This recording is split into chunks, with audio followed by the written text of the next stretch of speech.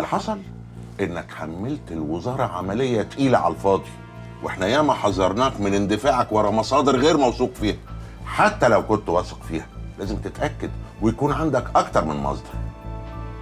للاسف يا آسر، العمليه دي هتحط نقطه سوداء في ملفك، وعلشان انا عارف اخلاصك وحماسك في العمل انا هكتفي بلفت نظر.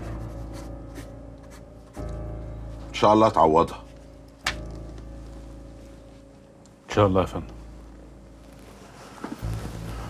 تمام يا فندم.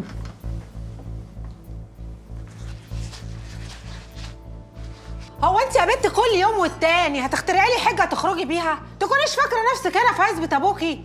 والنبي يا ست مطر ربنا يخليكي خليني اروح ازور عمتي، دي تعبانه قوي والنعمه ما هتاخر. نعمه لما ترفصك. امشي يا بنت روحي شوفي شغلك يا بنت. هو انا ناقصاكي كفايه اللي فيا يا ستي والله ما هتاخر.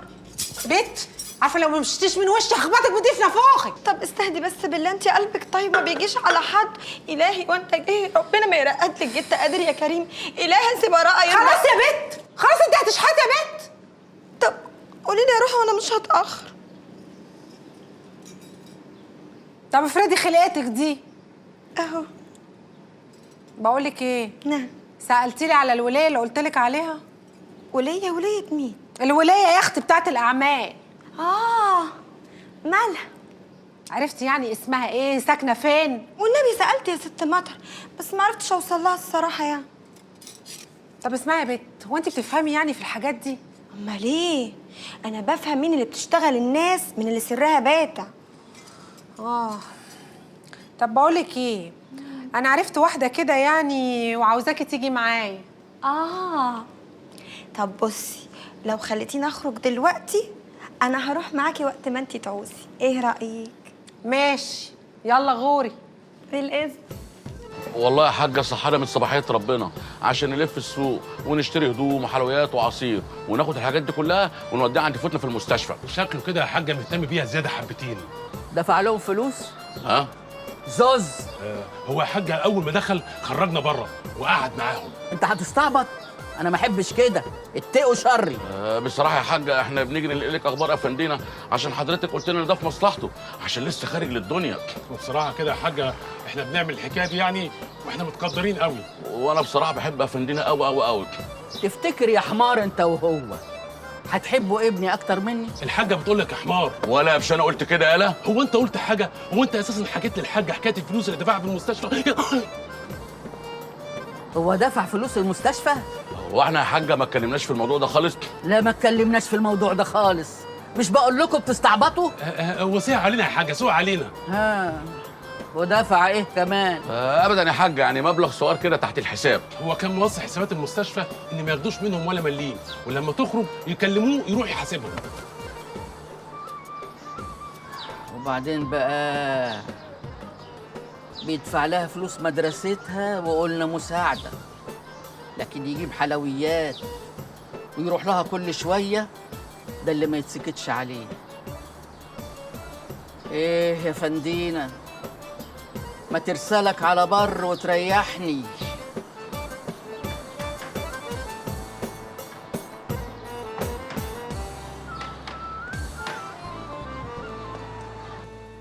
اكيد ليهم عيون بينا.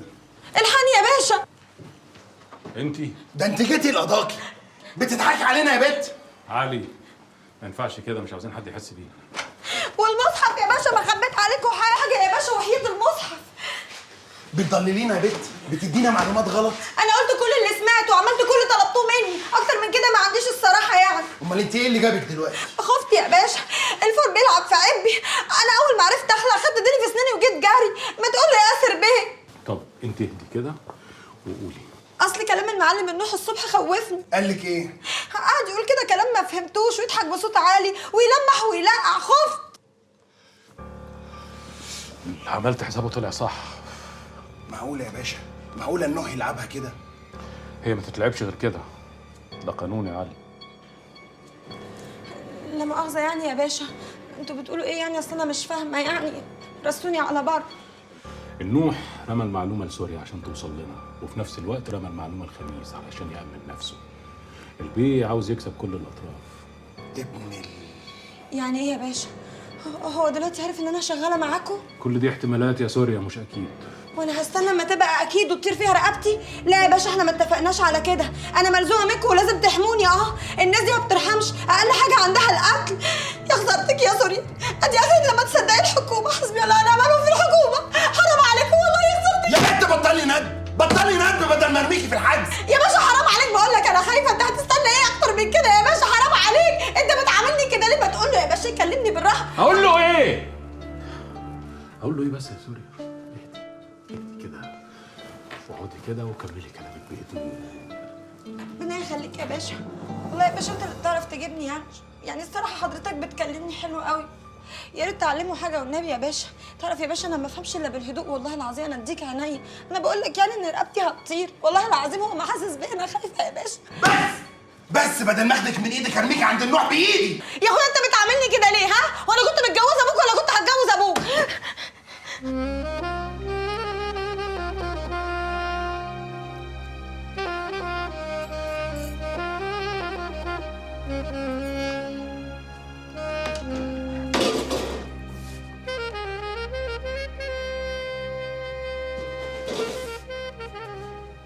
بص لروحي فجأة تعبت من المفاجأة.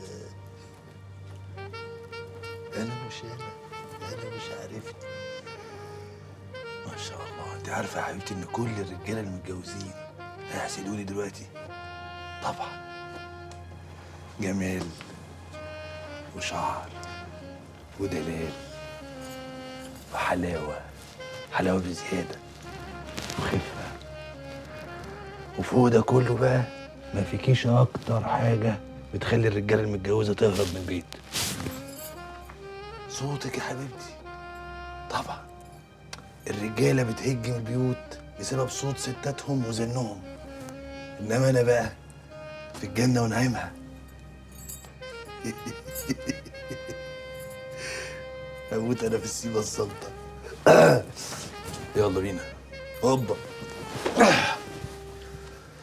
عاجبني كلك يا ولا، كلك عاجبني، مفيش معلم يا ولا.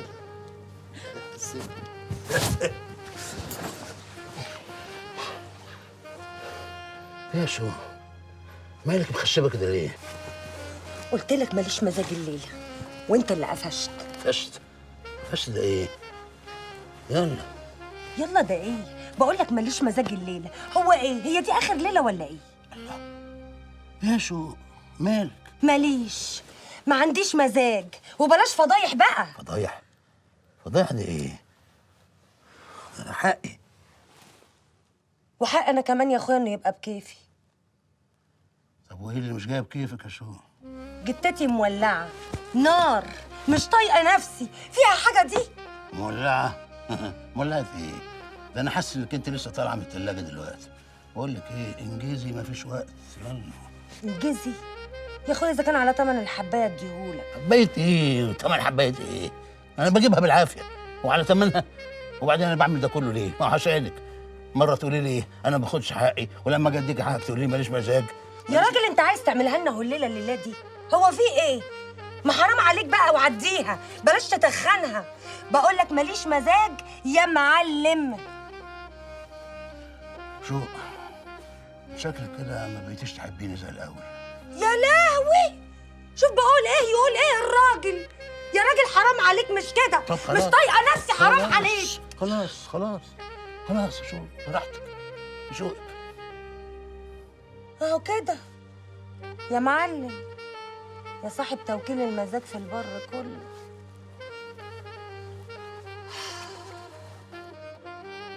بس انا كده مش عارفه انام. طب خديني في حضنك حتى.